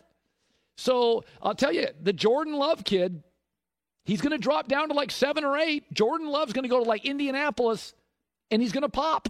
You watch Jordan Love. He's going to fall to a better team, a better GM, a better coach, a better O-line, a better roster. I'd put a little money on that. I think Jordan Love is going to have the best NFL career. Would not be shocked at all. Bob Stoops next hour of The Herd. Be sure to catch live editions of The Herd weekdays at noon Eastern, 9 a.m. Pacific. Another huge weekend of XFL football gets started tomorrow as the Seattle Dragons face off with the St. Louis Battlehawks. Don't miss a second of the action tomorrow at 5 Eastern on Fox and the Fox Sports app. And don't forget, before the XFL games kick off this weekend, make sure you download the Fox Sports Super 6 app and play for free for a chance to win up to $10,000. Nice. Bob Stoops is going to join us in a couple of minutes. When you're buying a car, it can be overwhelming. Not TrueCar. Check it out. Transparency, TrueCar. Bob Stoops won a national championship, 10 Big 12 titles. I'd say in my lifetime, he's a top 5 college coach, a gentleman. He decided to retire early. And as classy as he is, he handed over an amazing program full of 4- and 5-star recruits to Lincoln Riley, a smart young man who has made the segue has been beautiful. It doesn't work that way in college sports.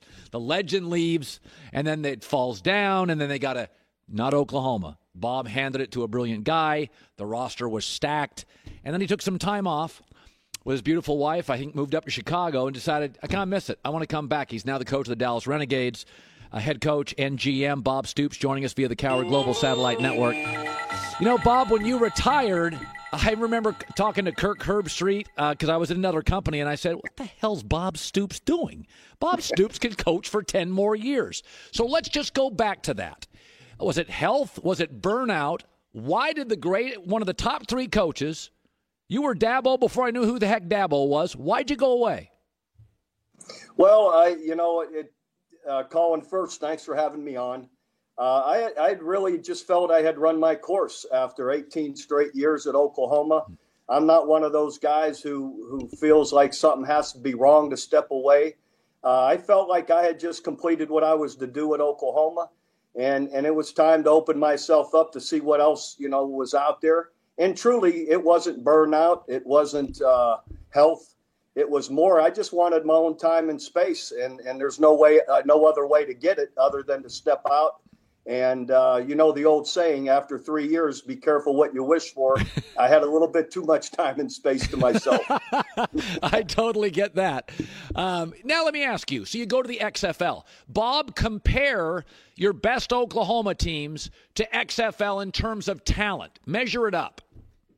Oh, it's pretty similar. Yeah, the difference is these guys are all, 24 to 29, 28 years old. So there's more maturity. When my OU teams, a lot of those guys are 19 and 20 years old, are still developing. So it's really kind of hard to compare. But there's a lot of great talent in this league, really on all the football teams, and I love the talent that we have on our team. You're a GM and you're a coach. Now, the old saying is never let your coaches fall in love with players. GMs have to be a little bit more like accountants and unemotional. So now you get to be a GM. But in college football, you are kind of a GM. And so what is that? The combine takes place in the NFL. What do you look for in a quarterback, for instance? You had great ones at Oklahoma. Now you've got a good one in the XFL. What stands out to you when you look at a quarterback top to bottom? Matters, doesn't matter, sort of matters? First and foremost, leadership, toughness. Is he a guy that's going to command respect? And then, for us, it's always been throwing the football before anything. A guy has got to have a great arm and ability to throw great passes. And, be a great thrower first. And if you get legs with it and a guy that can move around, then you got something special. But we always want the thrower first. Bob, it's interesting. Football is changing. We're seeing analytics in all sports. In the NBA now, you have to shoot threes. If you can't shoot a three, nobody wants you. In football, I follow recruiting, and over the last 7 to 8 years, Bob, I've noticed in California, 1 million receivers, dozens of quarterbacks, not many running backs. The kids want to play on the perimeter, or the best athlete, or they want to be quarterback. So how do you reconcile that? You grew up in a world of pocket quarterbacks. Now often the best athlete in high school, he's the quarterback. Do you like the trend? Has it made your job tougher? No, I don't think you could ever have enough great quarterbacks. I think, the NFL is always, I don't know that they have enough that can fill all of their rosters. So to me, you're right. The game is throwing and catching, and it starts at such a young age anymore, not just in California. I know down here in Texas, the same thing, all these 7-on-7 leagues, and all these people start throwing the football in grade school, let alone high school, but they start early, no question. Now, there's new rules in the XFL, Bob, so you took over an Oklahoma program. Now, it was still Oklahoma, but it was a little bumpy before you took it over, and you had to build it back up. You did by year 2, year 1. So in the XFL, what is it like to start a league? What have been some of the things you're like, little obstacles? What's been easy? What's been tough? You're starting basically a program that's never been a program before. No, we've had a very diligent build up to this. I think that's where this league has got it right with our leadership, Vince McMahon, on down through Oliver Luck, our commissioner. We found the best players that are out there that are right on the edge of the NFL. If you think of the last 5 or 10 guys cut from all 32 NFL football teams, that's a lot of really good football players there. And so that's what we have. We've got a lot of talented guys that are just on the edge of the NFL or maybe played 4 or 5 years and now they're just been released. So there's a lot of talent, and we really, the build up to it was us analyzing all these guys that have been released from the NFL in the last 4 or 5 years, and then vetting them all through the XFL office. And then we had a draft. So all the teams are really put together in a similar fashion, so that the talent is all pretty comparable around the league. And that's what makes it exciting and fun to watch. Now, it looks like to me, I'm just going to tell you, and I could be totally wrong on this, that I think the running back and receiver talent appears to be ahead of the offensive line talent in your league. Is that a fair assumption? That's probably a fair assumption overall. And that's probably fair to say. Yeah. And I think some of that is just, college football now is all spread offenses. It's harder to find offensive linemen everywhere. I think the NFL is struggling with that, Bob. If you succeed now with the Renegades, you know what's going to happen, Bob. Everybody's going to say, okay, Bob, blankety blank college program. Bob, you got to go to the NFL. You know, if you succeed in 2 years, that's going to happen. Are you ready for that? Do you really think that has to happen for me to get a phone call? And I really would like to. I want to be humble about it, but even before this came about, I've been asked more than once. And you're very happy with where you're at right now. You're very happy. I love what I'm doing right now. Absolutely. These players are great to work with every day. We got a great organization. here with the Dallas Renegades, and we'll see where it goes from here. But it's been a lot of fun and exciting so far, and believe it's only going to get better as we go. Well, you're a classy guy. You're a legend, and I've enjoyed watching it. I think the aesthetics of the league are good. I think you're only going to get better. I mean, the funny thing about it is, Bob, eventually your league could actually maybe get a sophomore because you don't have the NFL restrictions on 3 years. Do you think down the line you may end up getting a kid, a freshman or a sophomore out of college? Is that possible, you think? It's possible. I think that when that happens, though, those will be outliers. I don't think it's what we want to put our league together with those kind of guys. So I don't think it'll become much of a big deal. I think if there may be one or two outliers on occasion, but I don't think that's what we're looking to build our league with. Bob, great seeing you. Congrats on your success, and we'll keep watching. Thank you very much, Colin. Have a great day. All right, Houston, the Roughnecks take on the Dallas Renegades. That is Sunday, 4 Eastern on FS1. Yeah, when I watch the league, I think the running back and wide receivers position is ahead of the O-line, but I think O-line is a problem. And I've made a prediction in the NFL draft. I think you're going to see 6 tackles taken in the first round. I think you're going to see more tackles taken in the first round of the NFL draft than any other position. Now, by the second and third round, receivers are going to take over. But if you are an elite tackle, the league's everybody thinks it's dying for quarterbacks. There's a lot of good quarterbacks in this league. How many great left tackles are there? I think it's always interesting when we talk to guys like Bob or Jimmy Johnson or older coaches, Wade Phillips, that you always ask them what's different now than when they started in the industry, and almost everyone says the same thing, and it's offensive line play. It's just changed. It's not as good as it used to be, or the development has changed, or maybe the amount of hitting that they do before they enter the league. I don't know, but it's a very similar strand with all of them, and then it's that answer. Yeah, you got plans this weekend. Be prepared. Windshields, right? Michelin Endurance XT silicone wiper blades available at Walmart. Last 2 times longer than other blades. Here's Joy Taylor with the news. No. Turn on the news. This is the Herd Line News. Well, Joel Embiid left Wednesday's game with a shoulder sprain. He got an MRI to assess the injury, and there was reportedly no structural damage in the left shoulder, so that's good news. He will miss the next week before being reevaluated. Obviously, Ben Simmons will miss at least 2 weeks with a nerve issue in his lower back, so they are missing Embiid and Ben Simmons. He's reported by Shams and Woj.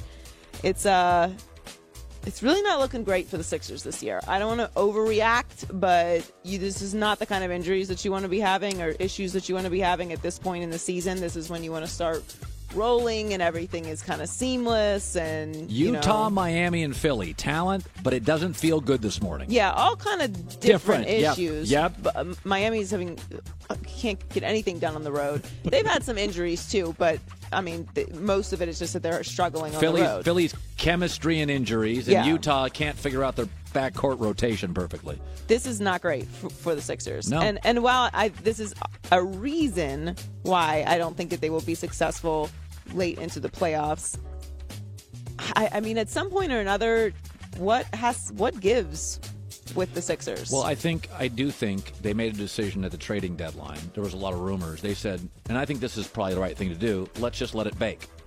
Let's not hurry on this thing. Let's let it bake. The Eastern Conference out. We know Milwaukee and Boston are good, but people get hurt, so it's just their guys got hurt. But I mean, their process is basically, listen, we have these players. It's not perfect. Let's just let it bake for another 35 games and see how it goes. Well, yeah, I mean, there's nothing else they can do at this point. Right. So I don't think after this year, I mean, I think we all have to evaluate what it is that they're doing in Philadelphia. Yeah, I mean, it's not working, and the styles of the players don't work, and I was told this last year, we talked about this. I don't think Simmons and Embiid are tight. I've heard they're not close. I'd like to have a Steph Clay thing going on.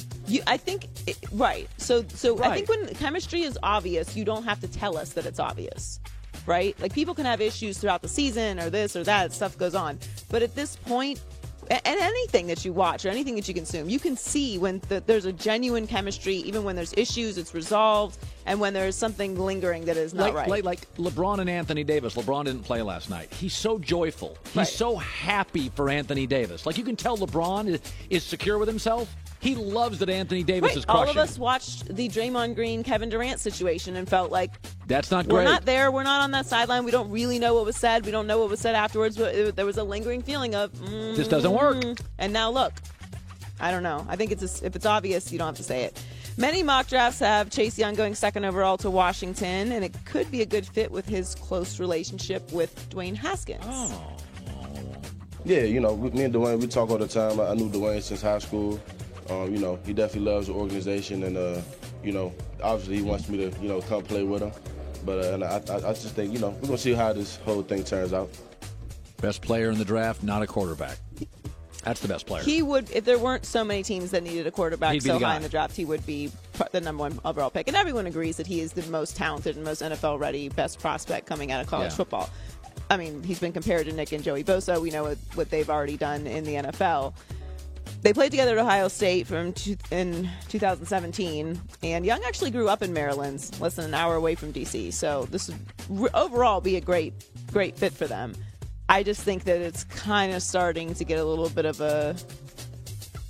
momentum towards Washington making that move. And like I said yesterday, we had not even talked about it. All of us had just assumed that Chase Young is going there, which I always thought was kind of strange because I'm like, am I missing something with Dwayne Haskins? There is no way there is not a trade in the top 6 picks. No, of course, yeah. way. I think there'll be multiple. There's no way what you see today in the mock drafts happens. It's gonna. I guarantee. I think Miami's going to say enough of this nonsense. We're not having anybody take.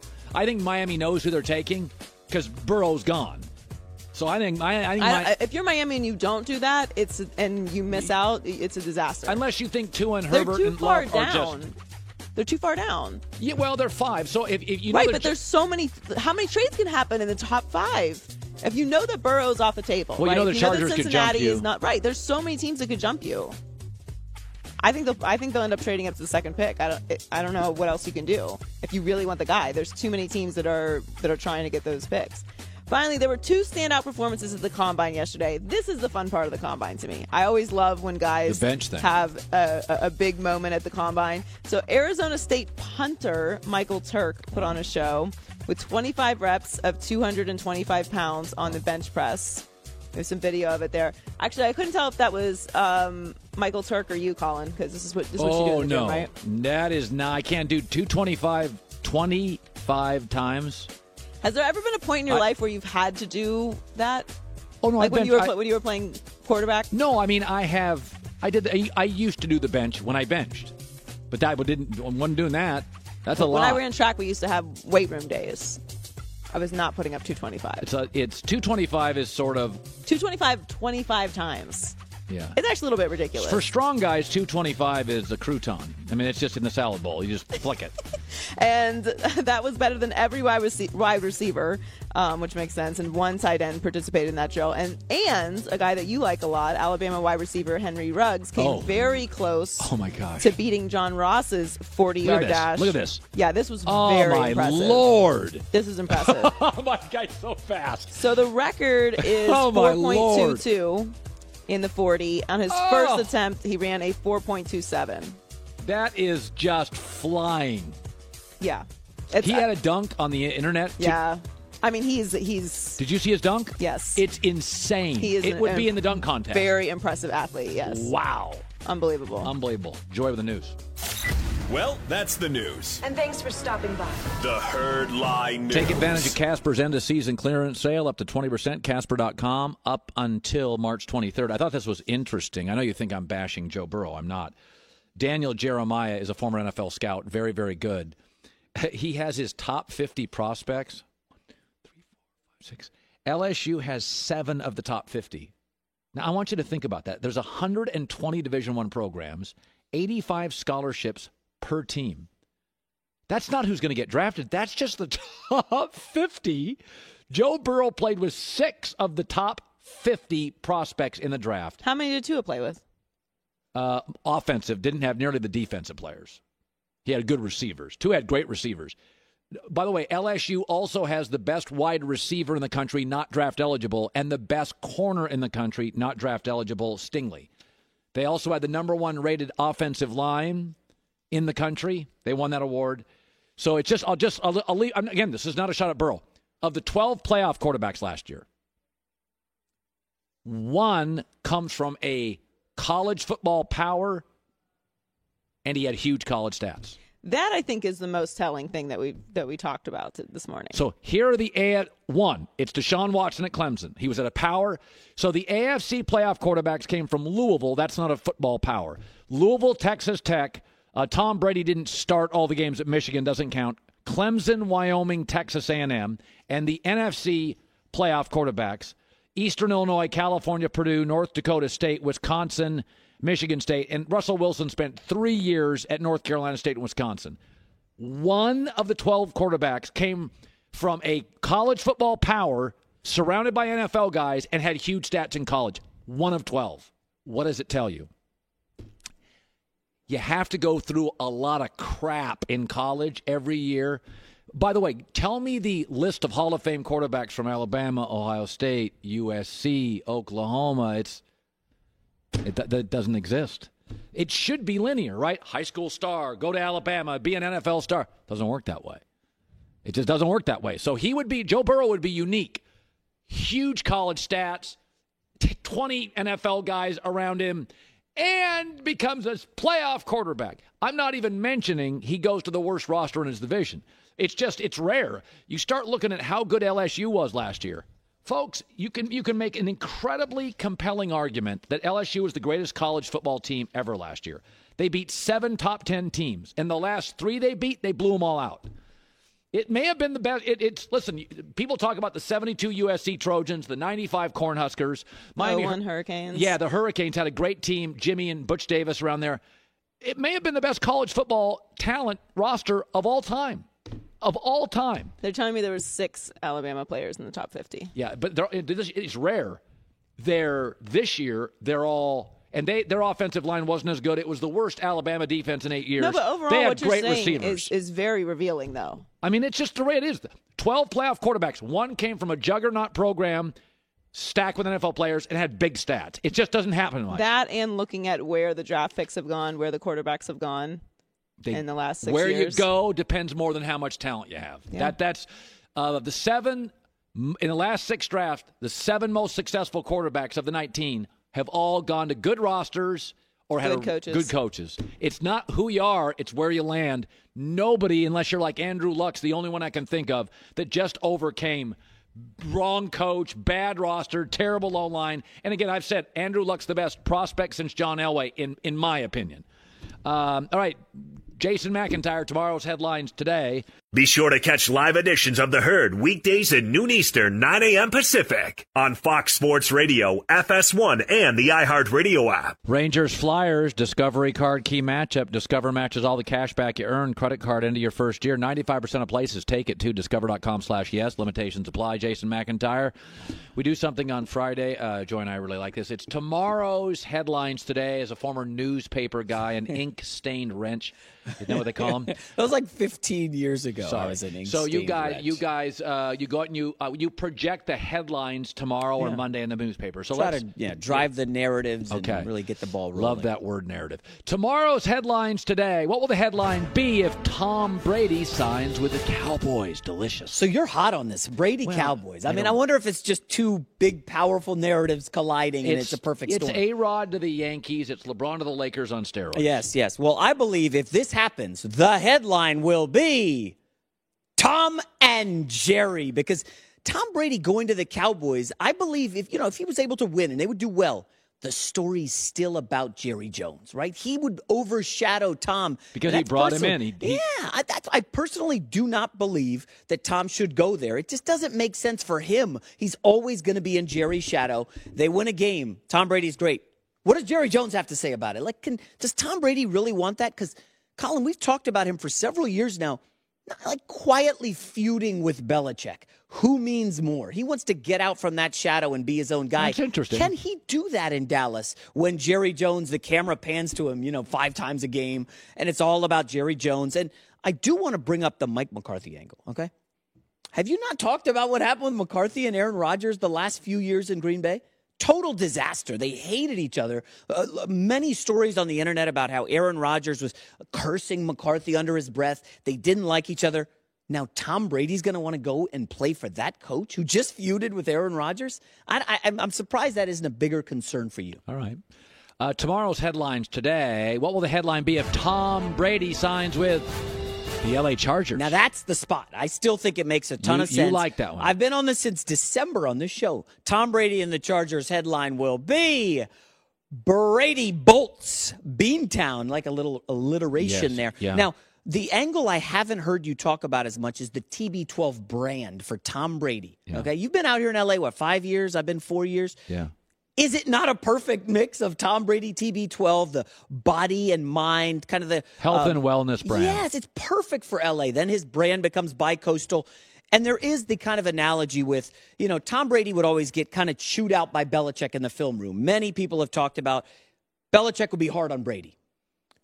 Brady goes to the Chargers. They've never won anything. They would roll out the red carpet for this guy. When you start dating a girl that's kind of out of your league, you're like, oh, I got to get her flowers every week. I got to do everything she says. Got to make it perfect. The Chargers will totally accommodate anything. Tom, you want your trainer, have a space in the facility on the team jet? Fine, let's do it. Belichick, remember, kind of pushed that stuff away. The Chargers would open the doors for Brady. I think it would just be a perfect marriage. And go ahead. There's no question. I've been told they will kick the tires on this. I mean, they're desperate. This is a franchise that can never fill the stadium. You got the new stadium with the Rams. They're kind of second-class citizens. I shouldn't say that, but that's kind of the feel. And lastly, I just believe the weapons. Now, the offensive line is shaky, but they can fix it in free agency. The Chargers' weapons would be such an upgrade from what he's had with the Patriots. I think Brady would love it. All right, tomorrow's headlines today. What if Tom ends up signing with my Colts? I love Chris Ballard, the GM, and Frank Wright. Pumping up the Colts. The headline will be Tom takes over Peyton's place. We've said that's an interesting situation. Tom Brady every day going into the facility, and there's a statue of Peyton Manning. It is a interesting. guy he dominated. For years, Tom Brady totally owned that, head-to-head with Peyton Manning.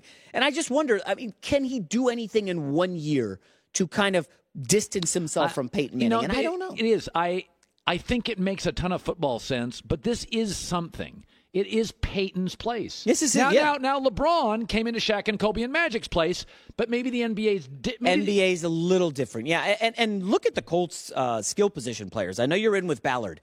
Who led them in receptions last year? I think it was Naeem Hines or Zach Pascal. No. They've got Eric Ebron's leaving the tight end. I think their running backs are pedestrian. I liked Ebron. He's leaving, and T.Y. Hilton's getting older and hurt. He can't stay healthy. He only played 10 games last year. For me, I know the offensive line is fantastic, and the division lines up great. It's a bunch of jokers out there. I think Brady could do well with the Colts. It's tough for me to envision him kind of following Peyton Manning. He doesn't need that. What will the headline be if Tom Brady signs with the Titans? Tomorrow's headlines today. This one seems so far-fetched. I think we have the perfect headline for it. If Tom Brady goes to the Titans, the headline will be the new Music City Miracle. And listen, this would be a miracle if he goes there. We know who we're talking about with the Titans, right? 4 straight years of 9-7. You look up mediocre in the dictionary. It's like the Tennessee Titans logo. They don't really have a brand. Do you know how lucky they got last year? Okay, Andrew Luck retires. Bill O'Brien's still the worst coach in the division. Nick Foles gets hurt in the first quarter of the first week. And then Baltimore gets knocked off. Yeah, they had to dump. Well, no, they beat Baltimore, right? They had to dump their franchise quarterback, who they took second overall, put in Ryan Tannehill. It was just such a perfect storm for the Titans. This idea that they can duplicate that next year, it feels far-fetched. I can't buy at all Tom Brady going to the Titans. I'm surprised you love this one. Now, the skill position players are another question. Derrick Henry is a free great, agent. but now you're going to have to pay Derrick Henry a lot. So the question is, can you maintain? They don't have a pass rush. The knock on them is they have no pass. The secondary is pathetic. Yeah, Terrible. so they have got to spend some money on the defense, and they're going to have less because Derrick Henry and Tom would take up some of their cap space. Yeah, don't love that fit for Tom Brady. Okay, finally, tomorrow's headlines today. What if Brady signs with the Raiders? Yeah, this is, I think for guys who are like us, radio, TV, do fun stuff, this is perfect, okay? The headline will be, Viva Tom Vegas. I mean, this is really really awesome, Colin. Can you, like, Tom Brady's brand is he gets to the microphone. He's very regal and senatorial. Oh, he's refined. So well-spoken.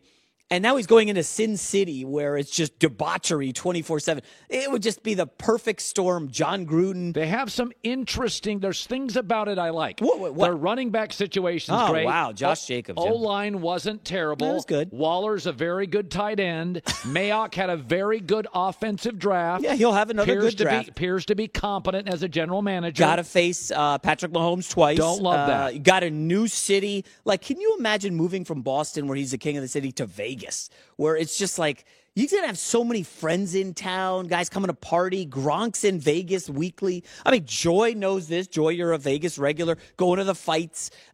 It just doesn't feel like an on-brand city team we franchise. said he'd have to be a heel, like turn a wrestling heel. Well, listen, that can work. LeBron went to the Miami Heat and was kind of a villain. Remember, didn't like it though. It did at first year failed. He didn't like it. And LeBron later said, "I didn't like being a villain." Kevin Durant didn't like being a villain when he went to the Warriors. That's not for everybody. No, I some think guys can handle it. Most athletes don't want to be villains. Yeah, I mean, I think my least likely destination would be Vegas, but from a fun perspective, Colin, this is weekly material. Tom Brady in Vegas, come on. Well, it made me think about some stuff. The TB12 in Los Angeles, which is sort of the health and Let wellness. me ask, how many gyms do you belong to? I mean, you do like 5 different sports. No, I don't, but I drive by about 9 getting to the airport. My wife and I, we belong to like 4 different gyms or like health centers. There's no place in the country that's more focused on health than Tom California.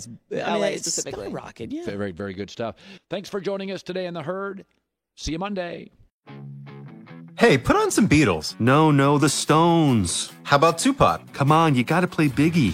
Maybe some Katy Perry? Taylor Swift, come on. It might be time for another episode of Rivals. Rivals is a new podcast that explores famous music feuds of the past and present.